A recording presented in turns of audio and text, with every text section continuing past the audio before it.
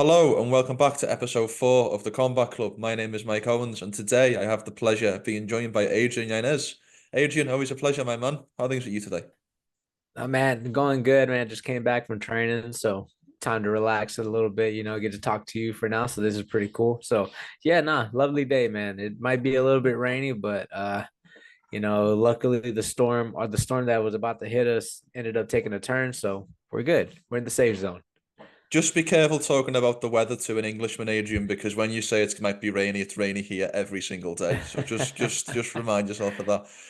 Oh yeah, nah, this one was gonna be like a cyclone or tropical storm type deal. So my roof is my porch roof is still hanging on by a thread from the last hurricane. So I'm just like, this one would have took it out. I would have been like, ah, damn it. My little tin roof would have been in somebody else's yard. I've seen the Instagram post, I've seen some of your captions, and I can tell that you are chomping at the bit to get your next fight booked. What can you tell us about when we could potentially see you back and who you've got your eye on? Man, anybody who's called me out, like whoever, honestly, at this point, I'm just like whoever wants to step up. Like for me, like I've been wanting to fight. I gave the UFC dates, and I told them what's gonna work with me, what will work for me, what won't. Like pretty much, I told them anything from like after September 14th through October 5th. It would be a little bit harder for me to do anything just because of the fact that like personal reasons and got to be there for the family.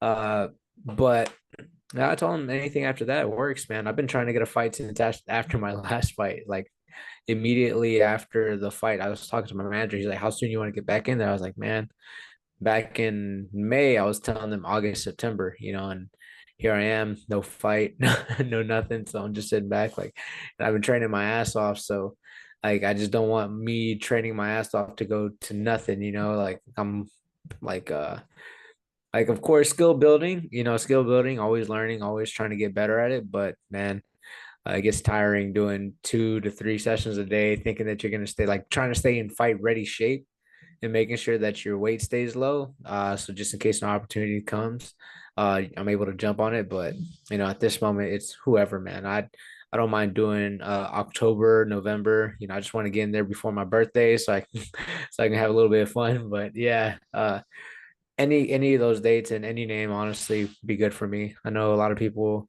been chomping at the bit for me to fight Talbot. That'd be a fun fight itself. I would like that fight. John Castaneda's been calling me out. I would like that fight too. Daniel Santos, he's been calling me out. For steadily been calling me out for a year, so I would like that fight too. Honestly, anybody. Like I'm here. I'm just ready to go. Honestly. So you're struggling to get a fight, but you have three guys calling your name. So my question was going to be, are people avoiding you? But then there's three guys who've said your name. So you're in a bit of a funny situation. So why is it you feel like you're struggling to get a matchup at the moment? Man, I have no idea. Like I don't know. Like I see other fighters getting booked, and I'm just like, man, like all right, cool. I guess those fighters are getting booked. All right, cool. I think the ball's rolling for me to get something booked. And they wanted me to fight Talbot in October 5th, but again, just for personal reasons. Well, like, man, babies due October 6th, Oh, wow. October 6th. So I'm just like, I can't chance it, bro. I'm not gonna go out there and chance it, go fly out, have to acclimate to being uh at high elevation, Hmm. be away from the family for that long, and the next you know, a fight gets announced like October 5th. The next what's gonna happen for me if like again, because I don't want to miss like something special like that. I can't like it 100%. just personally. I already gave my word. I'm a man of my word, so that's why I gave the UFC like my timeline. Like, look, this and this don't work. I was like, anything else, like I don't mind it. Like I would 100% fight Talbot, but just that date just doesn't work for me. I was like, if we can move it 2 weeks back, I'm cool with that too. I don't mind it at all. Like it'd be perfect. But I think they wanted to keep him. They want to keep him on that card or something bigger. So I don't know. I don't know what's going on at the moment. I'm kind of left in the dark at this moment. But whoever, honestly, whoever, I wouldn't mind. fighting anybody like on any date, but for personal reasons again. Like I told the UFC pretty much like from the 14th all the way to the 6th, October 6th, like I like there's not much I can do. No, that makes total sense, and I completely appreciate that. And congratulations, by the way. Is it confirmed? Is the bear confirmed? Is it a son or a daughter? Do you know? What come again? Is it a son or a daughter that you'll be having? Do you know? Oh yeah, I'll be having a little girl, man. I'm pretty excited about it. I got a little boy already, and I was there throughout the whole entire. I was able to be there, so like I can't miss it again. Like I can't miss it. I don't want to miss it. I didn't miss it the first time. I'm not gonna miss it the second time, so I can't. And I'm also a man of my word. I told him I'd be there through for everything, and I can't go back on it. No, that makes total sense. And also, it's my birthday on October 5th, so but October birthdays are always a good thing. So congratulations on the upcoming birthday of your daughter, and we wish you and the Yanez family well in that. Peyton, UFC 306 is this weekend. Sugar Sean O'Malley versus Merab Dvalishvili for the bantamweight title. And we have an incredible new offer from our partners over at DraftKings.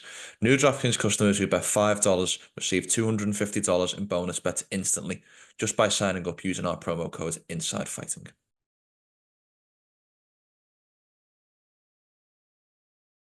Payton Talbott, it does feel like that is the name that people would be most interested in seeing you fight next. Mhm. Has his rise impressed you? What have you made of him? Because he does attract a lot of attention. There are a lot of opinions about him, so I'm Oh keen yeah. to get your thoughts. Oh yeah, no, he's flashy. He's very offensive. He's very offensive, and he's like offensively minded. Yeah, no, I've been impressed with what he's done. I used to sit back and kind of be like especially getting like going into the UFC, like on the regional scene, going into it. I used to be kind of a hater, but like of everybody. But as soon as I got here, I was like, oh no, everybody's fucking good. But I see him and I'm just like, hey, like I hope well for him, that ahead of him. I just hope he doesn't fight me because then kind of dim. I kind of dimmer his lights a little bit. But no, that's a fun fight. Absolutely a fun fight. He has a good name. He has the fans' name. Like he has that it factor for everybody else and other people. So but whenever I look at his fights, I see things and it's like, all right, cool. He's like he's not what everybody thinks he is, but he has the potential to be it. So no hate, not hating on the guy. He's solid and I like what he's doing. And like I can't wait to see what he does in the future. Just you know, everybody's gonna have that little road bump, so I can't wait. If that's the fight that's next, we'll duke it out. But after that, man, I like how he fights. I like how he fights. He's very again like I like guys who go for it, and he goes for it. So, that's a really fun fight. Everybody else, man, can get it too. I have to ask you about the last win as well over Vinicius Salvador back in May, as you mentioned. Talk us through what what that win meant to you, excuse me, and did it feel any different after the last couple of fights? Did that win feel any different than any of your others? Man, I'd say it felt different in a sense. Like I like how can I say it? Like I know how good I was. I know how good I am. Mm, And especially at that time, I know how good I was at that time. And I didn't feel like my 2023 year was like did me any justice because I felt like just a couple little mistakes and little tweaks and managements in my camp, needed to be adjusted. And, from there on, like everything's been solid since. But for that Salvador camp, like I knew I was good. I just had to go out there and prove it. Even though like it was like the guy was a 25 or moving up to 35, and even then I looked at him, I was like, damn, how the fuck did you ever make 25? Because he was pretty mm, big. mm, But I wasn't really satisfied or like wasn't satisfied. I wasn't like to me, I just looked at it, I was like, it's a win. I'm not like I looked at it and I go back, I kind of look at it like kind of a little bit disgusted. In that moment, like I knew what I wanted and I felt what I felt those emotions in that cage. But looking back at that fight, I'm just kind of like, man, like I could have done better. I could have done like there's a lot of things I could have done differently, better and all that stuff. Even though like we were setting up that whole camp trying to find that overhand right to land on him because we knew we could get to him. But just looking at it, I was like, it was like like if I'm giving myself an assessment, even though I got the win and it's A plus finish, but like I give myself like a C, like Mm. in C. It was only like 2.5 minutes of the fight, but like I still give myself like a C grade performance because I know I could have been better. Like I could have done it way easier and way better, but and even then, even after the fight, like any certain type of way, I'm usually a little bit more like hyped up after a win. I was like, it's a good solid win. It's a good solid win. We're both 0-2 in our last two fights, and I came out with the win, but I knew I should have been fighting somebody else differently. It was a perfect, like I guess the best way to put it is like a make or break fight, but I felt like it was more like a tune-up fight for me. So, for the both of us, it was both of us. It was a make or break fight, but I walked into it feeling like it was a tune-up for me. So, I want something a little bit more that makes sense. Like I don't want to end of the line guy. I want someone who's going to put me right back in the rankings. So that's what I'm looking forward to. Hopefully I get somebody that's right there or in the rankings, but trying to see what fits next for me, 100%. Talking about what's next and talking about the rankings, I have to ask you about UFC Noche this weekend because the bantamweight title is up for grabs. Sean O'Malley versus Merab Dvalishvili. What are your expectations for the UFC event in the Sphere? Because I don't think, as much as Dana has given us a little Yeah. bit of insight here and there, he's kept it very much under wraps, and I think everybody is very excited to see what they come up with on Saturday Yeah. night. Oh yeah, no, I hope it's as spectacular as it say it's gonna be. I just don't know how I just don't know how it's gonna be executed. Again, like I have no idea what goes into the production side. I have no idea what they're doing, what they're trying to do. You hear rumblings of what it's gonna be like in between fights, like, oh yeah, it's gonna be like a movie going in. I'm like, it's like I wonder how that's gonna fit in. I wonder how that's gonna work. It'd be cool it'd be cool, but at the same time, like I'm just looking at this, I'm just like, I don't know how this is gonna work. But again, I have a lot of homies on there fighting, so I'm hoping Mm. it does well, and I really hope it's a spectacular event. I just don't know logistically how any of that stuff is gonna look or work out on the TV, how it's gonna look live. For me on my end, I'm just wondering like, am I gonna get the Sphere feel while being at home? Because like again, for us at like who are gonna be home watching it, this is where I'm kind of running into the problem of like seeing how it's going to be. It's like everything's like it's Sphere, it's this the Sphere. It's like, but I feel like it's more of like a in-person type of feel that you had to Yeah. like to be a part of it. I don't understand how or we're gonna get that feeling that it's gonna be at home. It's cool that you get to go to this place that's very like, I guess in a sense of like it's a wild place to even have a fight. Mm. But it's like for the person at home, how are we going to get that experience? So that's the way I'm kind of thinking about it. But for the people that are there, man, it's probably going to be hands down some of the coolest shit in the world. Because watching the how it looks from the Sphere outside, Mm. like being around it, kind of in Vegas, every time you go, it's spectacular watching it while it's like different designs. I remember one year whenever I went and they had just opened up the Sphere, it looked like a basketball, and I was just sitting there, just like, bro, this is like, if somebody was coming out of a time machine and looking at this shit, they would legitimately think that that was like a big ass basketball. Yeah. That's how realistic it looked. So I'm like, people that are there are gonna have this completely different view of what we get at home. So I just wonder how they're gonna make it, I guess that much more spectacular for us that are home watching it. So that'd probably be my only knock to it.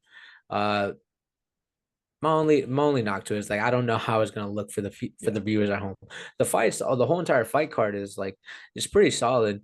It's pretty solid. I like it. I like it, especially the main card. Like the last three fights in the main card are pretty solid. And they got the homie from Houston, Josh Van fighting Mm. uh Edgar Chairez. I might have butchered his last name, but yeah, like I think that's a fun fight early on the like it's on the prelims. I can't wait to see it just because man, he fights he fights like a Van is one of those guys. He's not a Mexican, but he fights like a Mexican, and I fucking Yes. love it. I like watching him fight all the time. I'm glad he's out of Houston, fighting out of it, representing Houston very well. So I can't wait to see that fight. But yeah, I just don't know how it's gonna view for us at home. Have you spent any time with Diego or Alexa in recent weeks or months? Because I do know that you have spent time training with them in the So past. in March I did, but not this time around. Mm, My training partner Cameron was supposed to go to Vegas to go help out. I know for myself, again, like with all the stuff that I had going on personally, like mm, it was a little bit harder for me to get out of uh out of town for me. Like I had even had to pull back on going to train with Jonathan Martinez. So I was like, hey, like kind of been in touch with Jonathan, trying to see what's like how like when we'd be able to train together. So um yeah, it's so for me, I haven't been able to go, but even my training partner Cameron, he was supposed to go, but I don't know what happened there. But mm. yeah, I really like their camp, man. I really like their camp. I like their head coach Pancho a lot.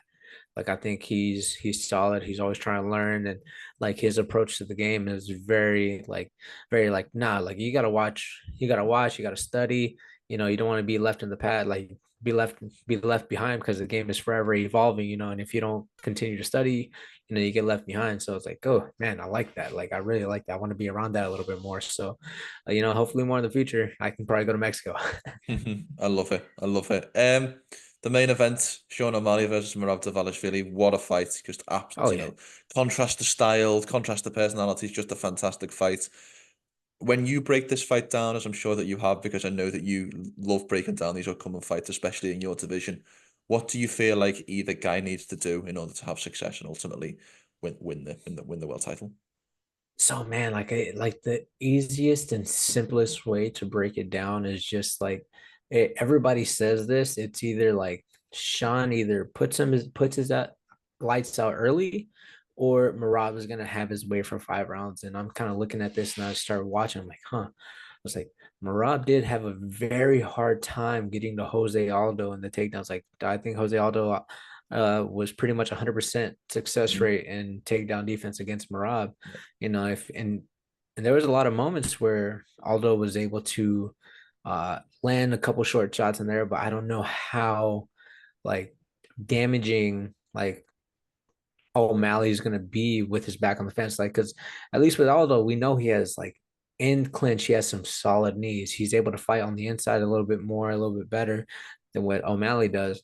O'Malley kind of like, if we're basing off a lot of things, like the only fight where he kind of got held up or pressed up a little bit against the fence in most recent times was with Aljo, and he was pretty much just able to defend very easily. He wasn't causing no damage. He wasn't in a position to cause really much damage either. He was just kind of basing out and just kind of just holding until Aljo would adjust, and then once he would adjust, he just kind of like as soon as the hand was separated, he just dipped, and uh from here I know Aljo and Marab have a similar style, but it's very different in a sense of how they grapple, how they go in for takedowns, how they strike.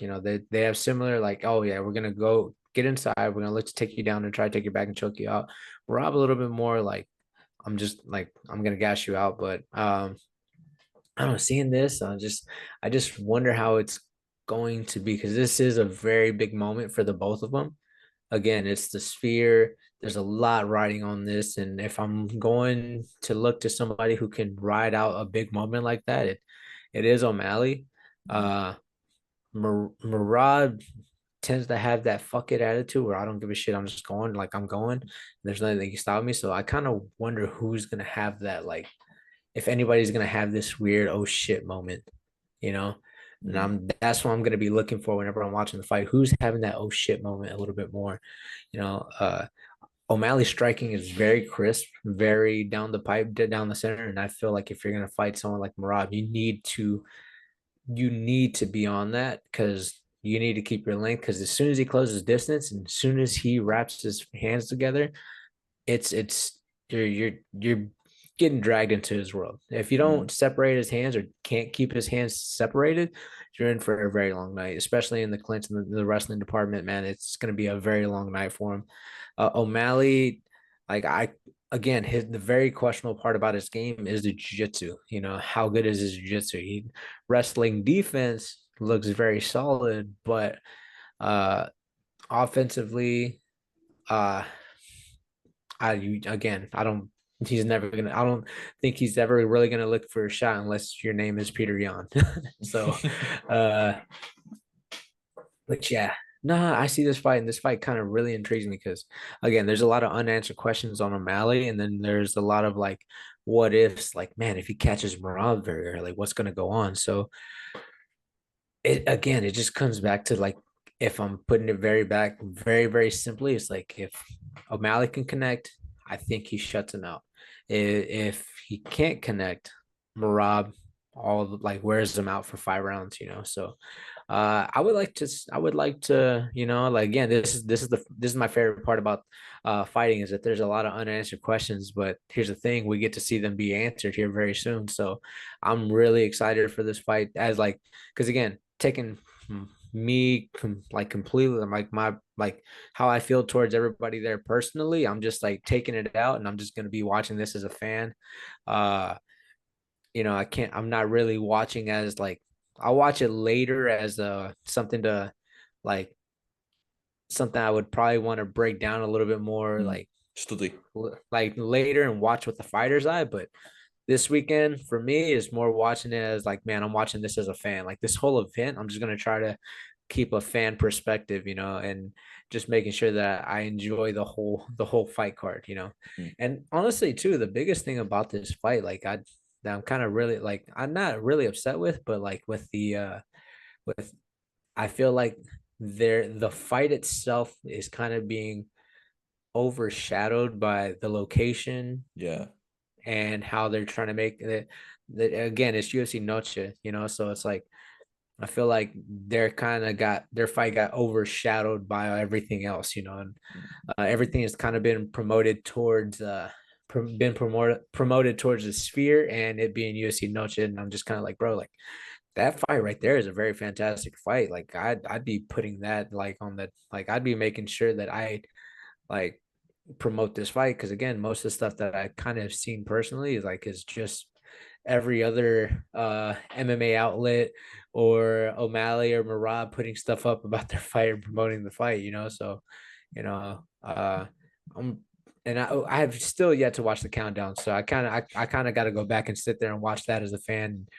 I guess try to check out Embedded. You know, I haven't watched Embedded in a very long time, but I got to go back and watch it because, again, like I'm saying all this, but yet we still I still need to watch all this other stuff like Mm. the countdowns and Embedded. So, you know, they'll probably do a lot more promoting on there. But this is a fantastic fight, man. I'm really excited to watch it as a fan and have a fan's perspective instead of watching it as like a fighter breakdown. I'll probably watch it later like a week later in a fighter breakdown and try to see what I can like see what I can see. But man, I'm just gonna try to just enjoy this event, especially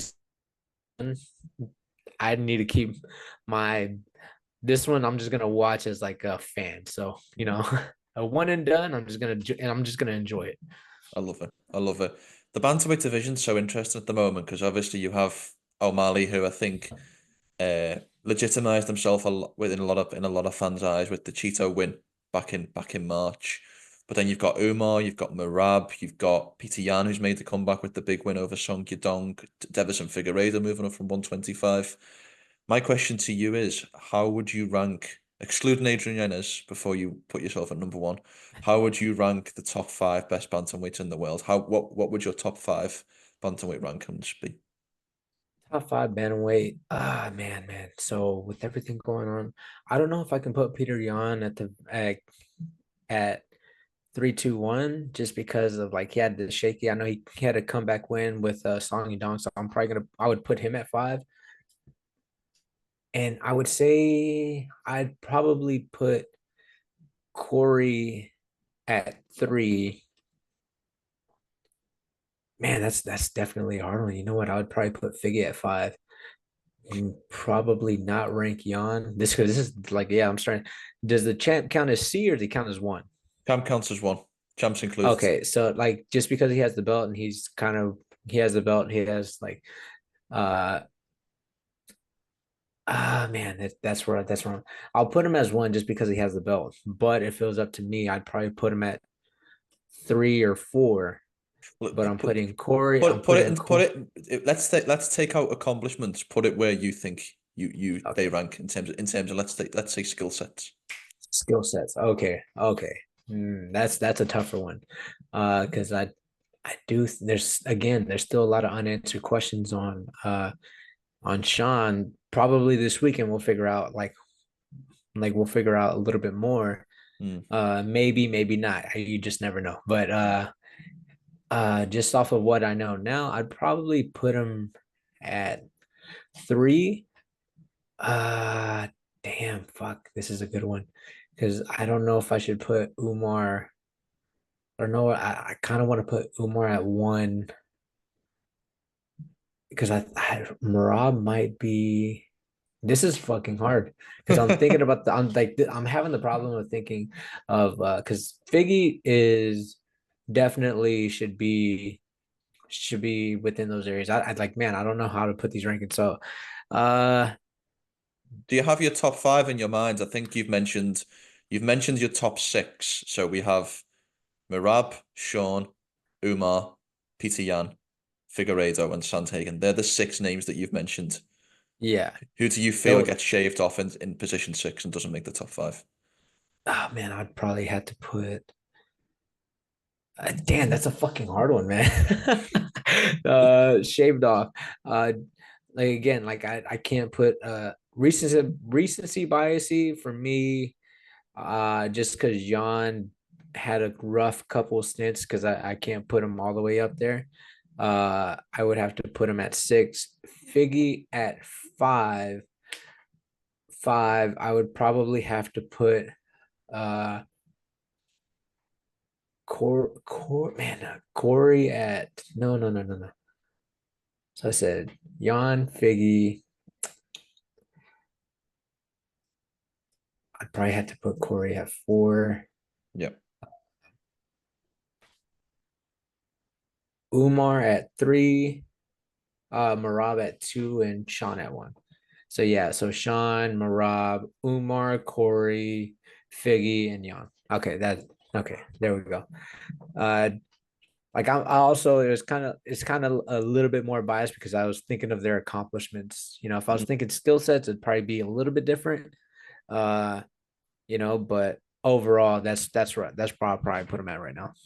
Was that the most typical question you've ever been asked in an interview? I don't think I've ever seen you struggle and squirm through an answer as much as that Yeah, one. because I'm thinking because like if I was also thinking about skill sets, I again I just we have unanswered questions about O'Malley and it's just like we don't know anything about his jujitsu and I'm just sitting in jujitsu and the wrestling department. So I was like, yeah, I'd probably have to put him back at 3 or Mm.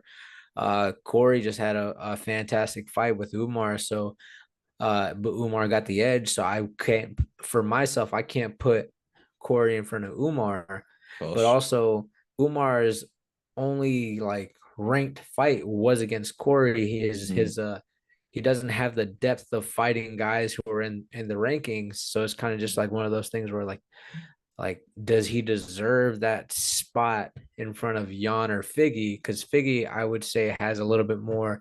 Like even though he just got into the bantamweight division, he came in, he beat Font, he beat